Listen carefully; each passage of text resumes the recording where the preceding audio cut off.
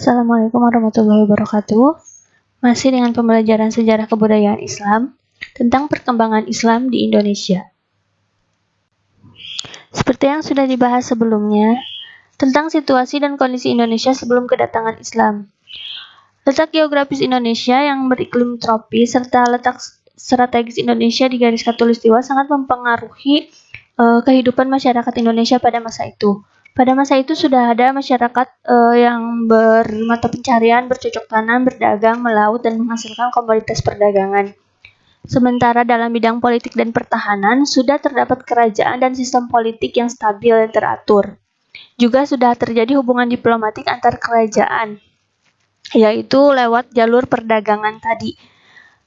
Dalam hal keyakinan, masyarakat Indonesia pra-Islam sudah mengenal yang namanya agama dan kepercayaan, aliran kepercayaannya.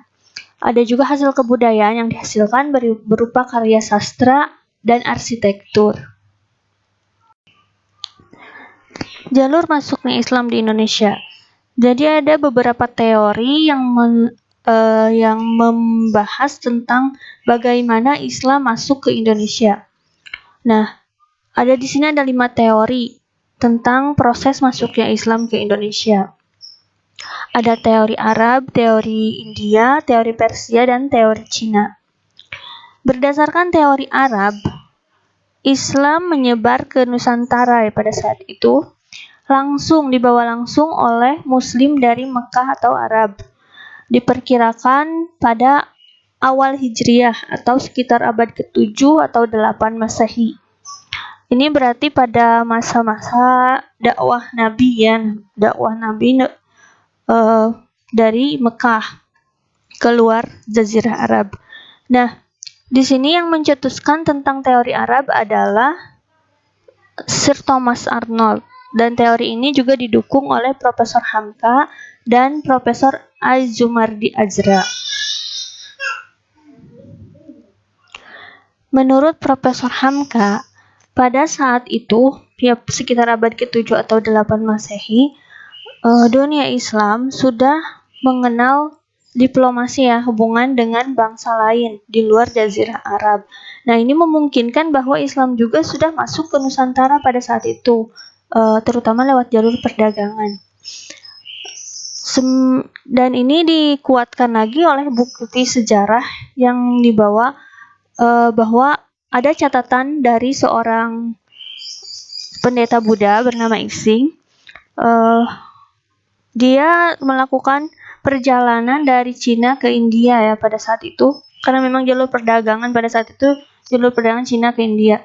Nah, pada saat itu dia singgah di sebuah pulau di Nusantara, Pulau Sumatera sekarang namanya Sriwijaya dulu, di wilayah itu, dan di sana sudah ada penduduk yang beragama Islam. Itu ada juga pedagang-pedagang yang sudah Muslim dan menetap di sebuah wilayah Muslim di Sriwijaya, di Pulau Sumatera. Itu tentang teori Arab.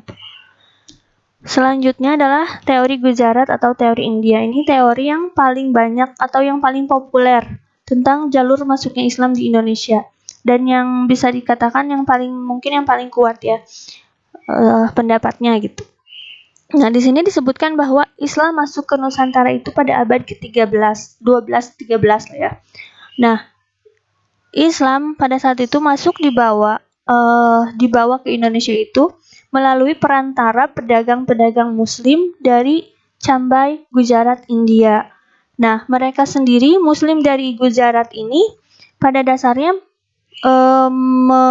memeluk agama Islam itu banyak juga yang disebarkan dari Arab. Jadi mereka mengenal Islam juga dari orang-orang Muslim Arab, sehingga ada sebagian di sana juga yang orang Arab. Lalu mereka melakukan perdagangan antar bangsa, termasuk dalam hal ini mereka singgah di Indonesia. Ketika mereka singgah di Indonesia, lalu terjadi interaksi dengan pedagang Muslim dan orang-orang penduduk setempat.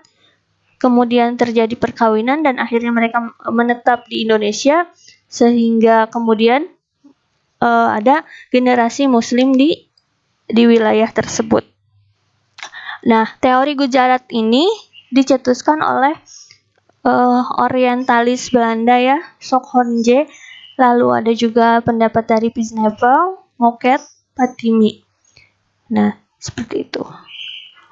Berikutnya adalah teori Persia. Teori Persia ini didasarkan lebih melihat atau menitik beratkan kepada aspek persamaan kebudayaan ya. Aspek persamaan kebudayaan antara Islam di Indonesia dengan Islam yang ada di Persia. Kita tahu sendiri bahwa pada saat itu Islam sudah menyebar dari Jazirah Arab, Mekah, ke Madinah, lalu kemudian ke wilayah-wilayah di sekitarnya di wilayah Persia. Kalau sekarang mungkin Iran, ya Irak, Baghdad, itu wilayah-wilayah Persia. Nah, ada corak yang sama, corak kebudayaan yang sama ya, yang diwarnai oleh Islam di Persia dan Islam di Nusantara. Nah, ini sehingga menguatkan bahwa Islam masuk ke Nusantara ini punya corak sama dengan yang Islam yang ada di Persia. Jadi ini hampir sama juga bahwa Islam masuk ke Nusantara pada abad ke-13. Karena apa? Bukti-buktinya itu ada kerajaan Samudra Pasai di Pulau Sumatera ya, di Selat Malaka. Itu ciri-cirinya sama dengan yang ada di Persia, kebudayaannya. Lalu juga ada, ini menurut pencetusnya Hussein Zayadiningrat, ada beberapa corak yang sama ya, bukti-bukti persamaan kebudayaan Islam Persia dengan Islam di Nusantara. Adanya peringatan 10 Muharram atau Asyura. Lalu ada juga konsep sufi yang sama ya, yang dianut Syekh Siti Jenar di sini dan dengan sufi atau tasawuf al-Hallaj di Persia. Lalu juga ada pengaruh bahasa juga yang mirip-mirip lah, hampir sama. Lalu ada juga bukti fisik sejarah, yaitu batu nisan Maulana Malik Ibrahim yang ditemukan di Gresik dan nisan Malik Al-Salih di Samudra Pasai. Ini pun ciri-ciri fisik nisan tersebut sama dengan nisan yang ada yang berasal dari Gujarat. Sementara Muslim di Gujarat sendiri dipengaruhi juga oleh Muslim dari Arab dan Persia. Lalu teori Cina. Nah, teori Cina ini disebutkan dalam teori Cina, Islam masuk ke Indonesia, terutama di Jawa dan Sumatera ya. Ini lewat perantau dari Cina. Ini akan kembali lagi ke pra-Islam, bahwa dalam di Indonesia ini sudah ada hubungan perdagangan antar bangsa, dan Indonesia posisinya adalah tempat singgah ya, persinggahan dari rute perjalanan atau rute perdagangan antar bangsa tersebut, terutama di Sumatera. Jadi perantau Cina yang ingin berangkat ke India atau pergi ke India itu singgah di Indonesia. Lalu, di sana di Indonesia ini terjadi sama seperti tadi pedagang Gujarat juga, akan ada interaksi di sana dengan Muslim masyarakat setempat. Nah, teori Cina ini kenapa dari Cina? Karena di Cina ini sudah banyak kerajaan dinasti Tang. Salah satunya dinasti Tang pada saat itu.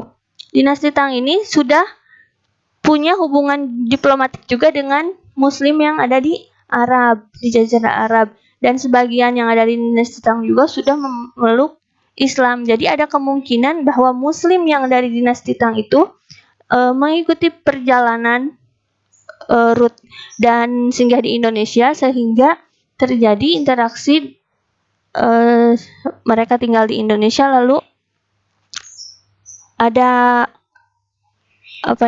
interaksi sehingga dia menyebarlah Islam di Indonesia ya. Jadi kalau menurut teori Cina, Islam itu dari Arab dulu, lalu dianut oleh beberapa orang Cina yang tinggal pada masa itu di dinasti Tang, lalu ke Indonesia. Tuh, jadi ada beberapa proses. Ini didasarkan pada sumber atau kronik dari luar negeri ya, dan juga beberapa hikayat yang ditemukan di Indonesia, hikayat lokal. Salah satunya kembali lagi ke yang tadi, yang bukti dari pendeta Buddha Ising itu juga menguatkan teori ini.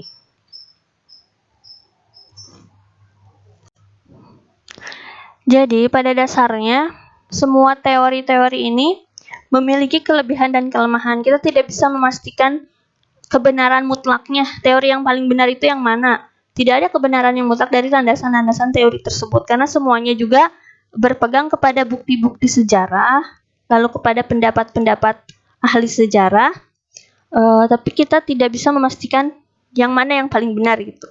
Insya Allah semuanya juga bisa dipercaya. Namun hal yang sangat penting di sini adalah bagaimana Islam tersebar di Indonesia. Tadi disebutkan bahwa dari teori yang tadi disebutkan, kebanyakan itu adalah Islam menyebar ke Indonesia itu lewat jalur perdagangan dan perkawinan. Jadi bukan dengan jalur kekerasan atau perang. Jadi dakwah Islam itu sampai ke Indonesia dengan dakwah yang hikmah dan teladan yang baik dari orang-orang Muslim, baik itu yang langsung datang dari Arab ataupun perantau dari Cina atau yang pedagang Muslim pedagang dari Gujarat. Mereka menunjukkan teladan yang baik sehingga masyarakat Indonesia tertarik untuk belajar dan akhirnya masuk Islam. Nah, itu sebagian dari bagaimana proses masuknya Islam di Indonesia. Nah, sebagai penutup, ini ada tugas untuk dikerjakannya. Yang pertama, jelaskan bagaimana kondisi masyarakat Indonesia sebelum masuknya Islam. Dan yang kedua, jelaskan bagaimana proses masuknya Islam ke Indonesia berdasarkan kepada 4 teori tadi, teori Arab, teori India, teori Persia, dan teori Cina. Ya. Sekian penjelasan saya. Selamat mengerjakan. Assalamualaikum warahmatullahi wabarakatuh.